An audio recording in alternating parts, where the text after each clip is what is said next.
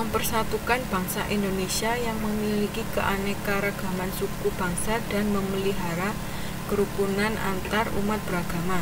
Nah, kalau yang ini pakai asas apa? Tadi, ayo, siapa yang bisa jawab?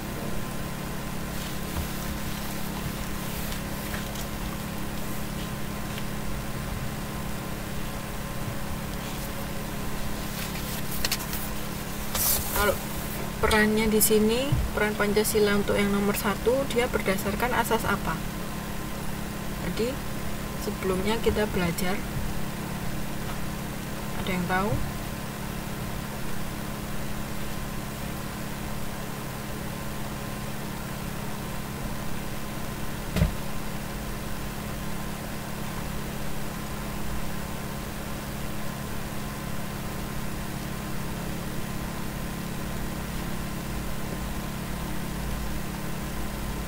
Slide-nya baru aja ganti loh ya. Yuk. Ada yang tahu?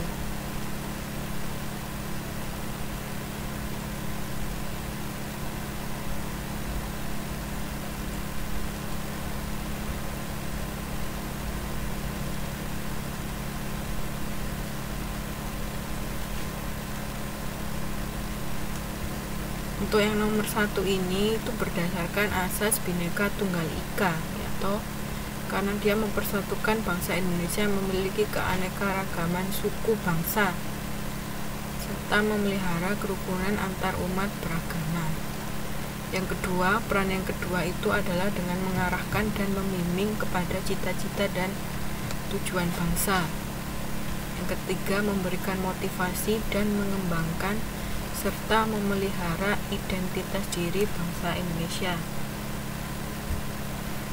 Yang keempat itu memberikan pandangan terhadap kenyataan yang ada terhadap perwujudan cita-cita yang terkandung dalam Pancasila.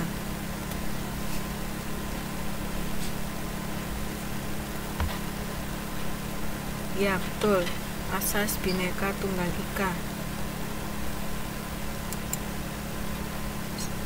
Selanjutnya itu adalah kedudukan dan fungsi Pancasila bagi bangsa dan negara Indonesia. Di sini ada 4 ya.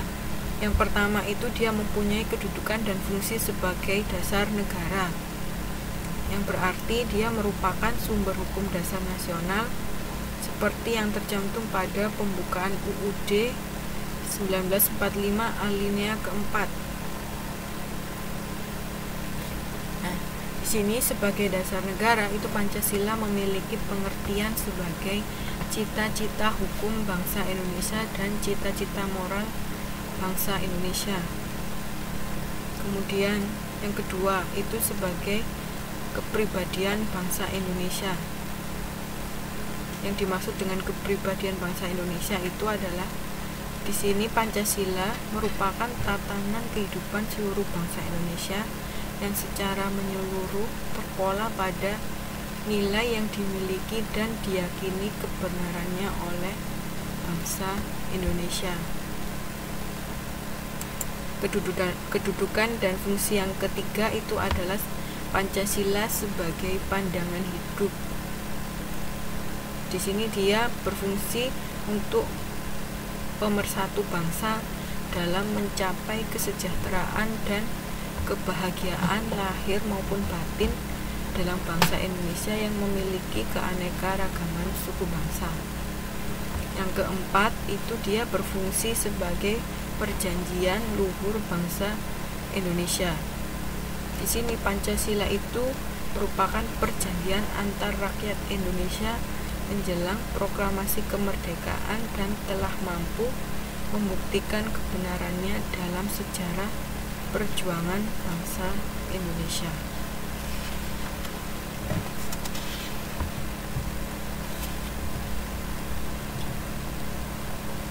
Yang nggak bisa masuk BBB siapa?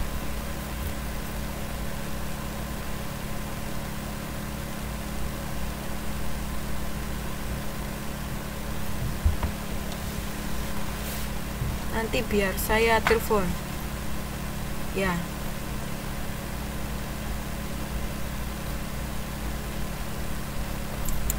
Nah, sebelumnya kita sudah belajar mengenai dasar negara. Sekarang kita akan belajar mengenai konstitusi negara. Yang dimaksud dengan konstitusi itu adalah pembentukan suatu negara atau menyusun dan menyatakan suatu negara.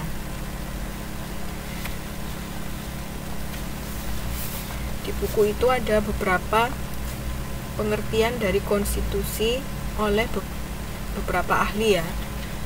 Nanti bisa dibaca sendiri. Saya di sini hanya membahas mengenai kesimpulannya. Jadi, menurut para ahli itu, dari berbagai pendapat para ahli, yang dinamakan konstitusi itu bisa dipandang dalam arti luas maupun dalam arti sempit. Untuk dalam arti luas itu berarti merupakan keseluruhan aturan dasar atau hukum dasar yang meliputi hukum dasar tertulis dan hukum dasar tidak tertulis yang mengatur mengenai suatu pemerintahan yang diselenggarakan di dalam suatu negara. Ini arti luas dari konstitusi. Sedangkan arti sempit dari konstitusi itu adalah merupakan undang-undang dasar, yaitu suatu dokumen yang berisi aturan-aturan dan ketentuan-ketentuan yang bersifat pokok dari ketatanegaraan suatu negara. Marianti, sebentar.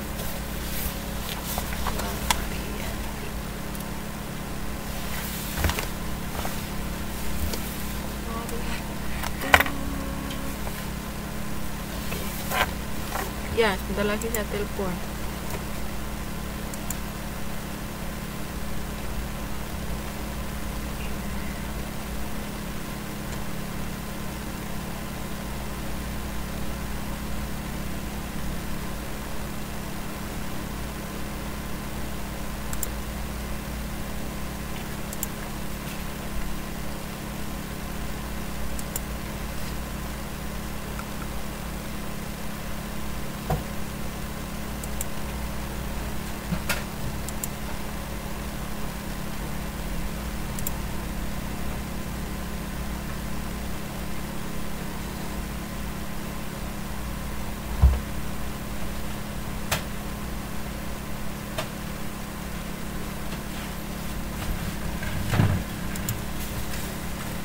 Sudah saya telepon.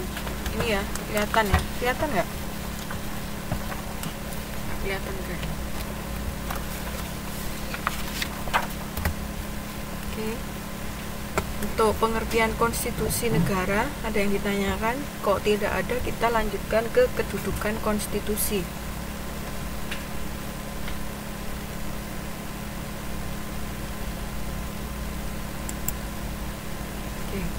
Kedudukan konstitusi itu dia sebagai ukuran kehidupan dalam bernegara dan berbangsa untuk mengetahui aturan-aturan pokok yang ditujukan baik kepada penyelenggara negara maupun masyarakat dalam ketatanegaraan. Nah, kedudukannya itu adalah yang pertama, dia sebagai hukum dasar.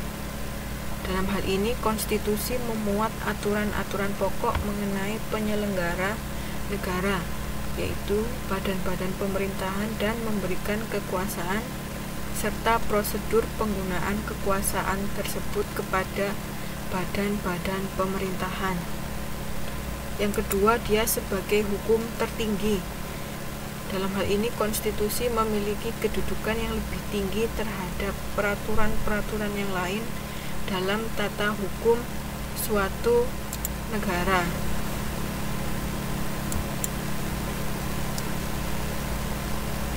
Oke, di sini ada lembaga negara sebelum perubahan Undang-Undang Dasar 1945.